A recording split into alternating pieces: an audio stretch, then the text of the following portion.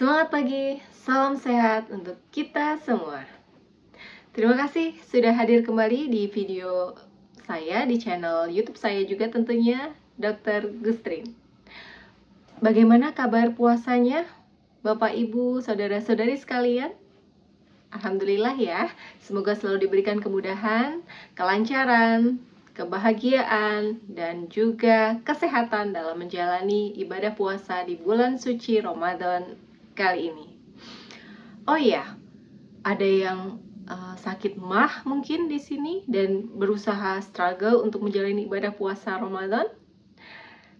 Ya, pada pertemuan sebelumnya, pada pembahasan saya sebelumnya, saya sudah menyampaikan ya bahwa salah satu penyakit yang bisa menyebabkan kita terkendala di dalam puasa Ramadan dan diizinkan untuk tidak berpuasa yaitu adalah penyakit pada saluran pencernaan. Nah, salah satunya adalah MAH ya, atau yang kerap disebut dengan dyspepsia, dan juga GERD atau gastroesophageal reflux disease. Masih ingat nggak? Saya pernah bahas loh tentang GERD dan juga dyspepsia ini pada konten ini. Masih ingat ya?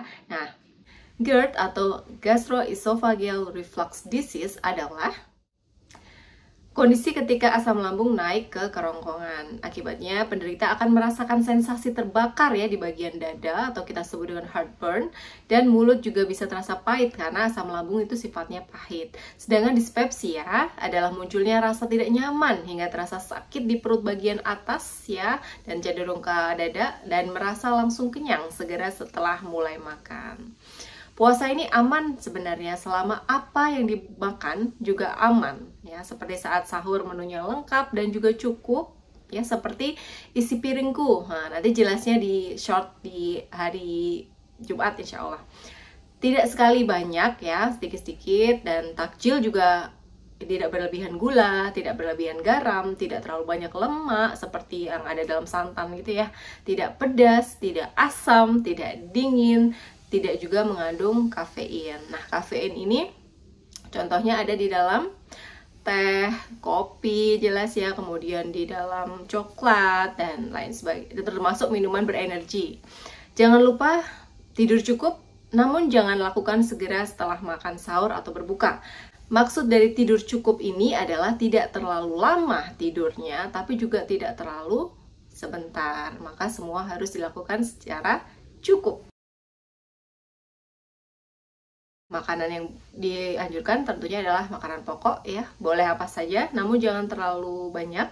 Better yang kita konsumsi adalah oatmeal karena bisa dipercaya bisa menyerap asam lambung atau HCl, beras merah sebab tinggi serat, dan sebenarnya beras putih pun juga tak mengapa asal tidak terlalu banyak karena akan cepat membuat perut penuh dan cepat untuk dicerna ya, karena dia rendah serat.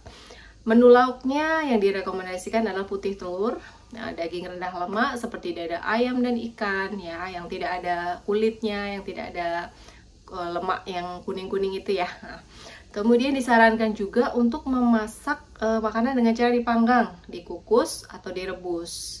Sebaiknya jangan mengolah makanan dengan cara menggoreng ya, agar kadar minyak dalam makanan tidak tinggi. Boleh sih kita bisa menggunakan sedikit minyak untuk membuat efek panggangan itu, tapi tidak terlalu deep fry, istilahnya tidak terlalu dimasukkan ke dalam minyak yang banyak gitu. Bagaimana dengan sayur dan buah ya? Sayur dan buah ini sebaiknya dimakan apa adanya, bukan dibuat jus atau smoothies yang biasanya kan banyak kandungan gula ya, sehingga akan dicerna atau diserap lebih cepat oleh tubuh, jadi diserap jadi gula darah ya, dan akan menyebabkan lapar itu muncul lebih cepat ya. Kita harus mempertahankan makanan ini agak lama di dalam lambung ya, agar tidak si lambung ini bisa bekerja lebih lama, karena kalau sudah kosong dia akan meremas dirinya sendiri.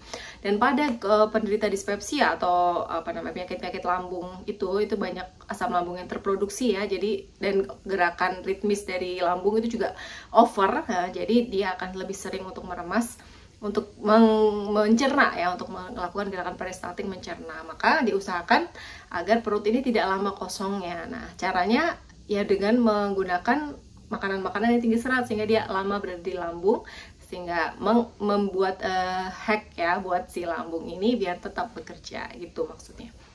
Oke, Sekarang menu sayur yang diperkenankan ya, yang dianjurkan adalah seperti selada, sawi, dan yang paling baik itu labu ya. Dan alhamdulillahnya juga labu ini termasuk salah satu sayur yang saya pernah baca itu adalah kesukaan Rasulullah. Labu ini macam-macam dan semuanya insya Allah baik. Dalam konsumsi sayuran kita harus hendaknya ya mengurangi sayuran yang tinggi gas seperti kol atau kubis seperti itu. Konsumsi buah yang dianjurkan tentu saja yang tidak asam ya, seperti apel, kemudian pisang. Nah, pisang ini juga hati-hati karena pisang juga ada yang asam, maka usahakan pisang ini ripe ya, benar-benar masak dan terlihat kecoklatan yang banyak di kulitnya. Dari golongan pisang Ambon, buah lain yang bagus adalah seperti pir ya, karena dia tinggi air juga, itu bagus untuk lambung. Apukat juga ya, dan sebenarnya masih banyak, intinya tidak asam ya, kita tidak merasa asam, itu insya Allah aman. Dan kalau kita mau cemilan nih, apakah baik dok mengonsumsi roti ya? Roti yang tidak menggunakan ragi atau bahan pengembang yang bisa menyebabkan gas terakumulasi di situ, itu baik-baik saja. Tapi alangkah lebih baiknya mengonsumsi biskuit ya, karena biskuit ini cenderung tidak menggunakan bahan pengembang gitu. Kita juga dianjurkan untuk minum yogurt ya, yang plain terutama, termasuk probiotik juga yang plain, yang bukan yang terlalu banyak mengandung gula. Kita bisa melihat setiap ingredientsnya, usahakan makanan yang kita konsumsi, terutama yang kemasan, itu tidak yang banyak mengandung gula.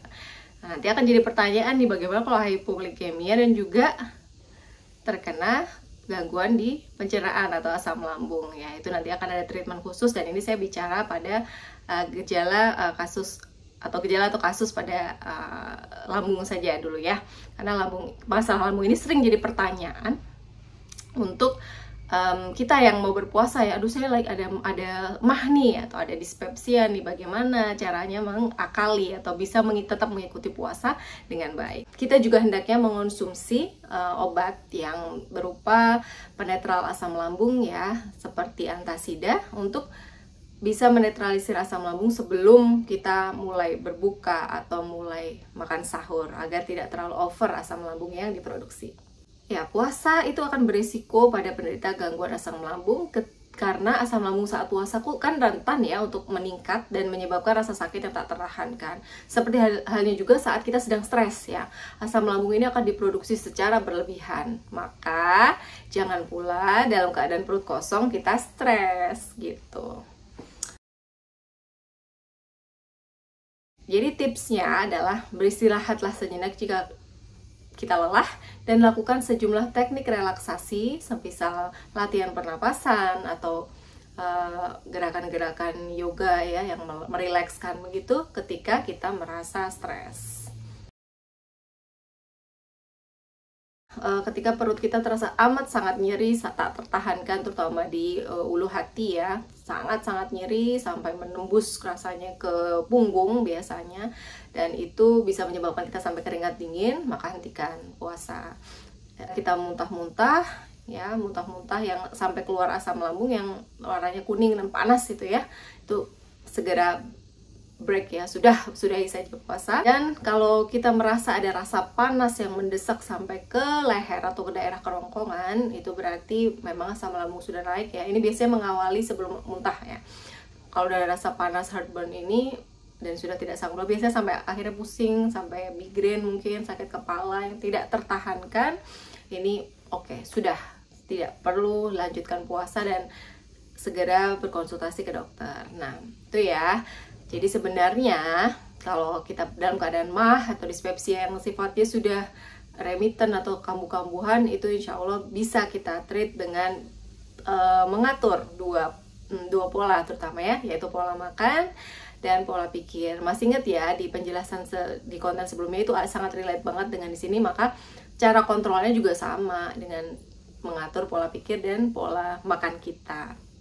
Baik, sekian dulu konten kali ini. Nah, insya Allah disambung lagi dengan masalah-masalah berikutnya yang kerap jadi pertanyaan ketika puasa. Misalnya apa saja? Kalau memang ada pertanyaan, silahkan ya di kolom komentar. Nanti mana tahu ada ide untuk membuat konten atau pembahasan selanjutnya yang lebih lengkap lagi. Oke? Selamat berpuasa.